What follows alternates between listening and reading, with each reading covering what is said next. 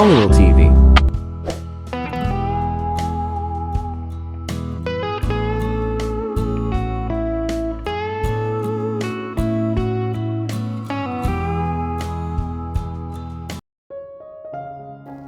Ramil felt like a heel as he reviewed the events of the day.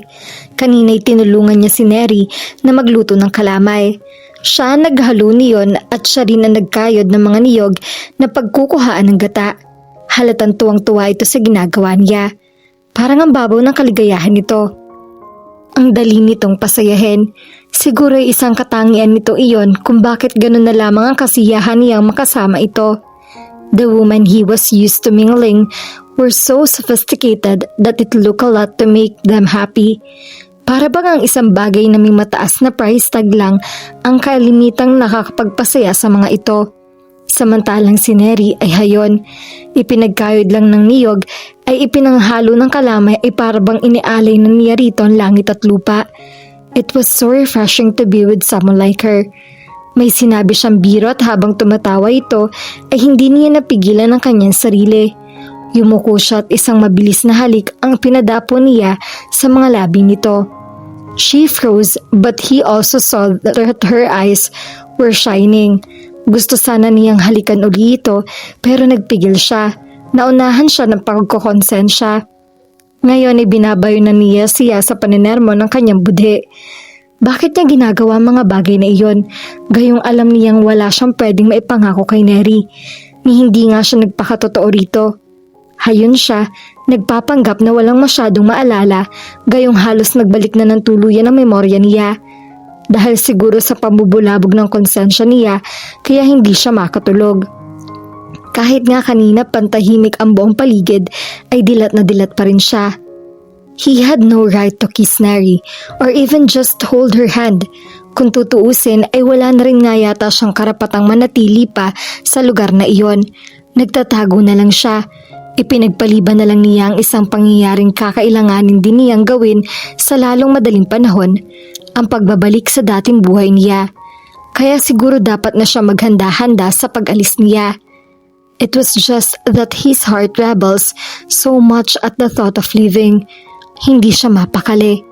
Lumabas siya ng kwarto at tumuloy sa bakuran. Mula roon ay tanaw niya ang karagatan. He had never felt so much at peace during his stay in that place. Kaya nga siguro ganun na rin lang ang pagkatukso niyang manatili roon.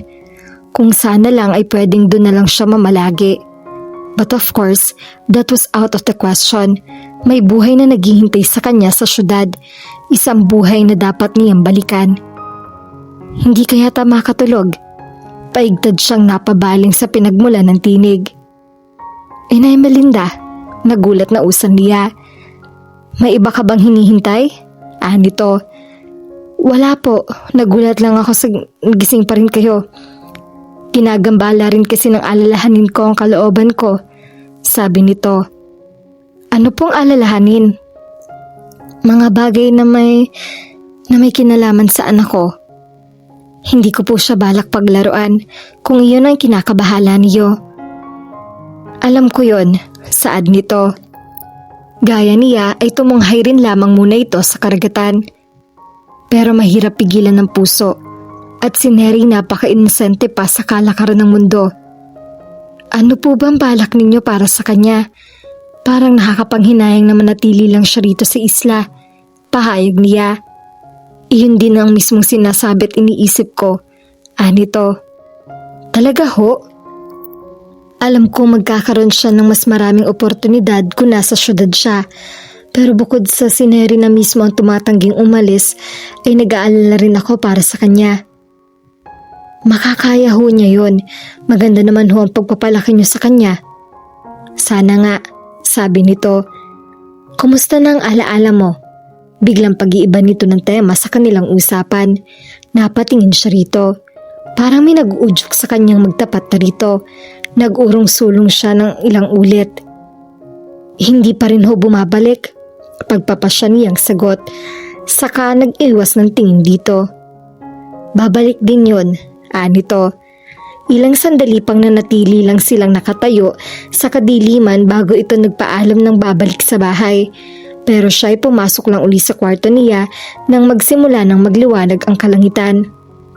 Sarap na sarap ang mga mata ni Neri habang pinapanood niya si Jordan sa ginagawa nito. Tagaktak ng pawis nito. Kanina pa ito nagsisibak ng kahoy. Hayon nga't napakataas na ng salansanan ng mga panggatong na nasibak nito pero wala pa itong kabalak-balak tumigil. Nang maisip niyang malamang ay init na ito, ay sakalang niya binilisan ang paglapit dito. Masyado naman yatang masipag ang isang mama na yan. Nakangiting kantsaw niya rito. Baka naman mabibigyan ka na ng medalya. Hala, heto, dinalhan kita ng merienda. Kain ka muna. Inilapag niya sa kahoy ang di kalayo ang dala niyang tray. Isang pitsyel ng malamig na buko juice at isang platong binatog na luto ng nanay niya na ang laman niyon. Umaliwalas ang pawisang mukha nito. Nangalingali niyang punasan. Nako, salamat. Anito. Kanina pa nga ako nagugutom eh. Sino ba kasi nagsabi sa'yo na magsiba ka dyan ng toneladang kahoy? Biro niya rito. Hindi naman tayo nanganganib na maubusan ng panggatong ah. Nakakahiya na kasi sa inyo. Matagal na rin ako nakikitira dito. Asus, ano ba yun? Hindi ka naman namin sinisingil. Anya, wag mong sabihing alalahanin yon. Bukas ang tahanan naman sa'yo. Pati ang puso ko, hindi sinasadyang idagdag niya ng tahimik. Hindi na niya tinangkang ikaila ang nararaman niya para dito. Sarili lang kasi niyang lolokohin niya. At sarili mo rin lang din ang masasaktan sa sandaling umalis na siya. Humugot siya ng malalim na hininga para palisin ang pamimigat ng kalooban niya. Umupo naman sa bangko si Jordan. Inabot nito ang pitsyel. Nagsalin nito ng buko juice sa baso at tinungga ang laman yon. Kapag kuwan ay kumutsara ito ng binatog at saka isinubo iyon. Delicious, anito. Eksaktong-eksakto sa gutom ko. Lumagok naman ito ng juice. Teka, ikaw, ba't di ka kumakain? Anito kapag daka. Oh, tikman mo. Sige, tapos na ako eh. Tanggi niya. Para sa'yo talaga yan. Hindi naman ako ganun katako para maubos kong lahat ng to. Tikman mo lang, nakakailang na akong kain. Git nito. Para matahimik ay pumayag na siya. O siya, sige. Umakma siyang aabutin ng kutsara pero inunahan siya ni Jordan. Iniumang nito ang kutsara sa bibig niya. Imbes magprotesta ay tinanggap na lang niya ang isinubo nito. Nabahira ng kaunting niyog ang pisngi niya. Natatawang pinahid nito iyon gamit ang daliri nito. Para kang bata kung kumain. Anito. Baka ka mo parang bata nagsusubo sa akin. Ganti niya. Sabay tabig sa kamay na humahaplos sa kanyang pisngi. Hindi niya nagustuhan ng kakaibang damdaming dulot niyon kaya umakma siyang tatayo. Teka, hinagip nito ang pulsuhan niya. Saluhan mo pa ako. Hindi siya nakasagot. Unay dahil sa init na mabilis talagang kumakalat sa buong katawan niya tuwing nagdadaiti ang mga balat nila. Pangalaway dahil may naulinagan siyang ugong. Sabay silang napabaling ni Jordan sa baybayin kung saan nanggaling ang tunog. Isang motorized bangka ang pagdaong ng dalampasigan. Normal lang na makikita siya ng ganon. Ang hindi normal ay ang natanaw niyang tila isang yate na palutang-lutang ilang metro layo mula sa baybayin. Tila hindi yun makadaong dahil sa masyado ng mababaw ang tubig. Nang lingunin niya si Jordan ay nakita niyang titig na titig ito sa parating na sasakyang pandagat.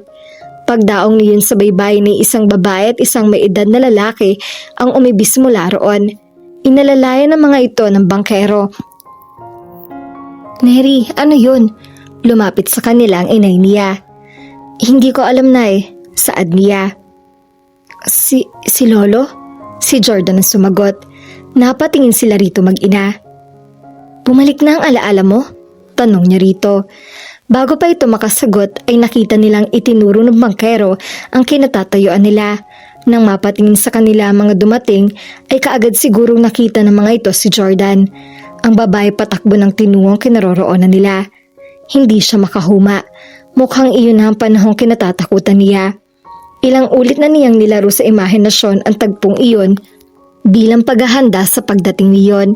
Pero ngayong nangyari na ay natuklasan niyang wala palang sapat na paghahanda para hindi niya madama ang sakit na dulot ng napipinto nilang paghiwalay ng mga landas ni Jordan. Parang hindi niya kaya. Dali-dali niyang iniwan ang mga kasama niya. "Neri," tawag sa kanya ng inay niya pero hindi niya ito pinansin. Kailangan niyang makalayo bago pa siya mapahagulhol sa harap ng mga ito. Nagtatagi sa mga bagang ni Ramil.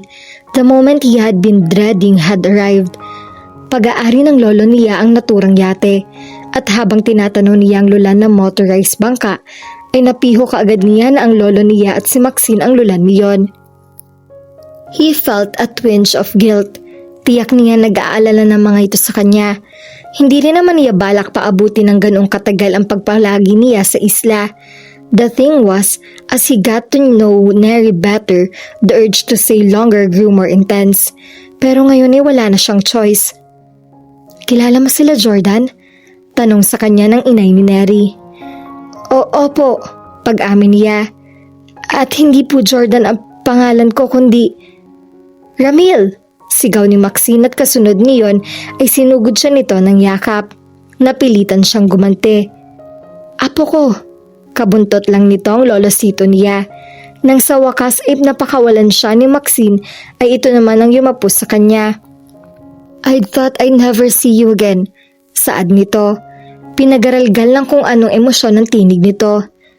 "Akala ko nawawala ka na sa akin. Ilang oras na kami paikot-ikot sa mga isla rito. Umaasang sa isa sa mga iyon ay matatagpuan ka namin." Sinipat siya nito nang bitawan ng siya nito. "You look none the worse for wear," saad nito. "Utang ko yun sa pag-aalaga sa akin ng mga taong nakatagpo sa akin," sabi niya. Bumaling siya sa inay ni Neri. "Inay, ang lolo ko po, si Lolo Sito, at ito si Maxine. Lo, siya ho ang may-ari ng bahay na tinutuluyan ko," pagpapakilala niya sa mga ito. "Tanggapin niyo ang aking taus-pusong pasasalamat," ani Lolo Sito. "Handa ako magbigay ng pabuyasa."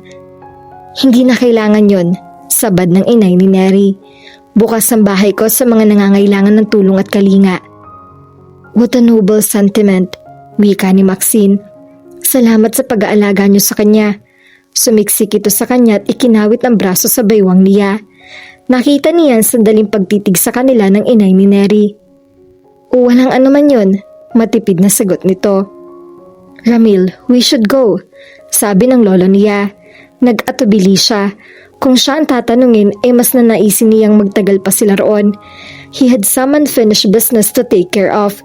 Dapat man lang ay nakausap niya si Neri.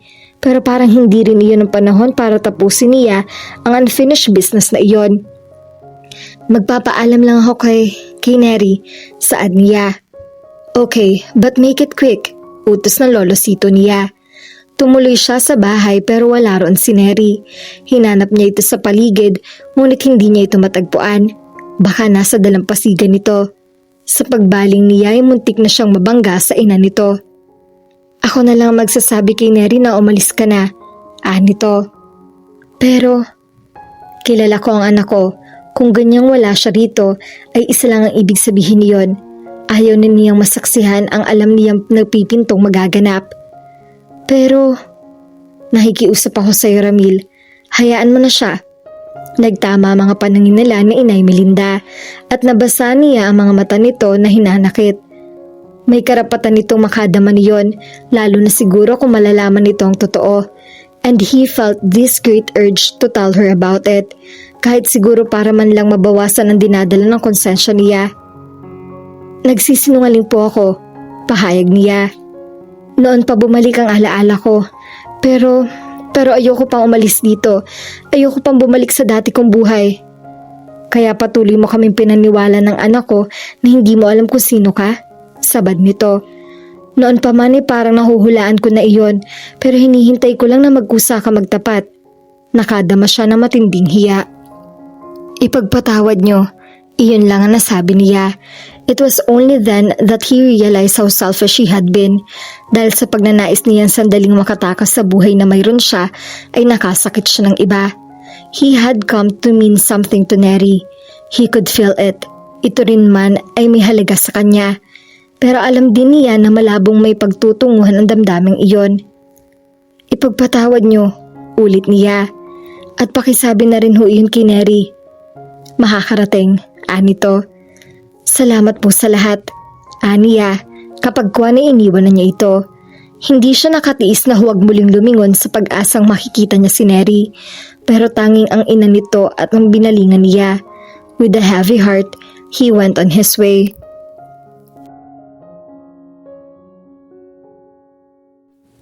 At dito na po nagtatapos ang ating kwento. Sabay-sabay po nating abangan ang susunod na kabanata. Maraming salamat po. God bless and stay safe.